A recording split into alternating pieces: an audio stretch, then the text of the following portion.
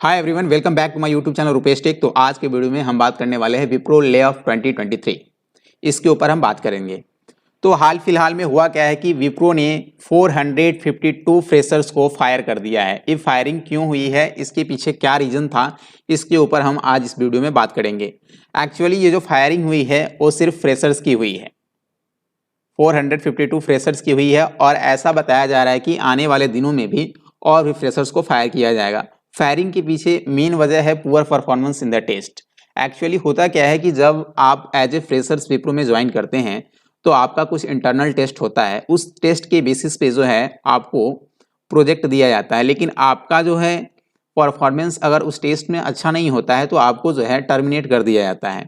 और टर्मिनेट का यही कंडीशन बन जाता है कि बार बार चांसेस दिए जाते हैं आपको टेस्ट के लिए, लेकिन फिर भी आप परफॉर्मेंस अच्छे नहीं कर पाते हैं तो आपको टर्मिनेट कर दिया जाता है। शायद यही वजह है कि 452 फ्रेशर्स को विप्रो के द्वारा फायर किया गया है। आगे देखते हैं इन्होंने क्या बताया है फायरिंग का रीजन बाय न्यूज़। तो इन्होंने क्या लिखा है, Wipro has laid off 452 employees after they perform poorly in internal test. वही बात है, जो इंटरनल टेस्ट में जो है इन्होंने पुअर परफॉर्म किया है, इनके कारण इनको टर्मिनेट किया गया है यानी फायर किया गया है। Following the training program it also said to have waived off the 75,000 training fee that is spent on training these freshers. तो एज ए फ्रेशर्स जब आप ज्वाइन करते हैं विप्रो में तो आपके ऊपर जो है 75,000 रुपया ट्रेनिंग के ऊपर खर्च किया जाता है। और इस ट्रेनिंग के ऊपर खर्च करने का मतलब है कि कंपनी आपको ना स्किल प्रोवाइड करती है, स्किल सेट प्रोवाइड करती है ट्रेनिंग के थ्रू। यदि आप इस ट्रेनिंग में अच्छे परफॉर्म नहीं कर पाते हैं तो ये कंपनी का लाजमी हो जाता है कि आपको फायर करेगी।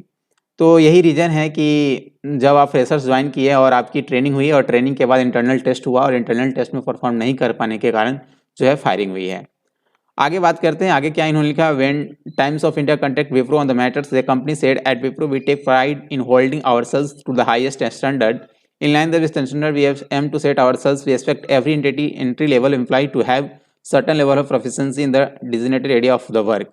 ठीक है, इन्होंने ये बताया कि जब आप फ्रेशर से ज्वाइन करते हैं तो कंपनी की जो स्टैंडर्ड लेवल होती है उस लेवल के अनुसार जो है हम अपने एंट्री लेवल एम्प्लॉय को जो है स्किल सेट देते हैं और उसके अकॉर्डिंग हम उनके वर्क एरिया में स्किल्ड करते हैं। The evaluation process included assessment to align employee with the business objective of the organisation requirement of our client. ठीक है, क्लाइंट के अकॉर्डिंग जो है आपको स्किल्ड किया जाता है। This systematic and comprehensive performance evaluation process triggered a series of actions such as monitoring and retraining in some case separations of certain employees of the company. We had to let go 452 freshers after they performed poorly in the assessment repeatedly after even after training.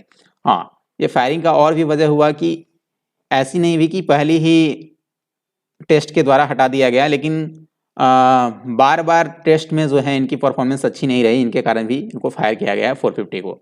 तो make sure जब भी आप as freshers join करते हैं तो आपको जो है जितने सारे इंटरनल एग्जाम होते हैं या ट्रेनिंग प्रोवाइड की जाती है उस ट्रेनिंग को सीरियसली लेना है और सीरियसली जो है उसको करना है। और साथ ही साथ जब भी एग्जाम होगा उस एग्जाम को सक्सेसफुली पास आउट करना है।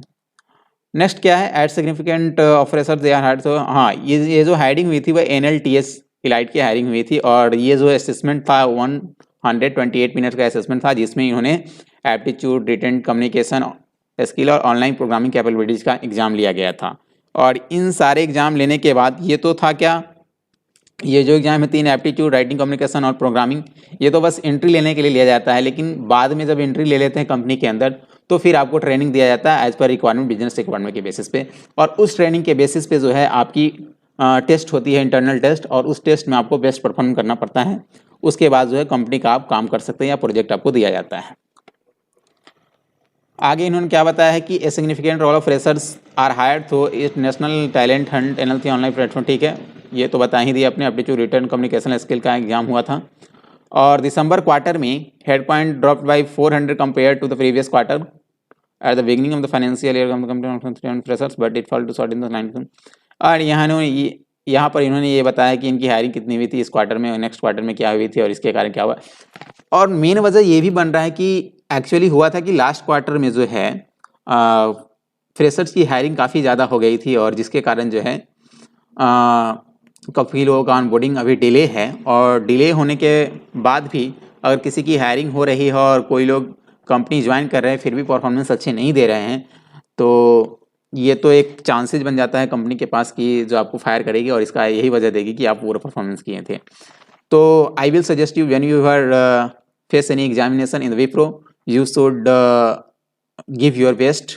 Okay, so that's all for today. यदि आपको वीडियो अच्छा लगा तो वीडियो को लाइक करिए, चैनल को सब्सक्राइब करिए और बेल आइकन दबाइए ताकि कोई भी अपडेट हो इस तरह का तो आपको हम सबसे पहले आपको बताएं और वीडियो का नोटिफिकेशन आपको जल्द ही मिल जाए। तो चलिए मिलते हैं अपने नेक्स्ट वीडियो में, तब तक के लिए good bye, thank you and bye.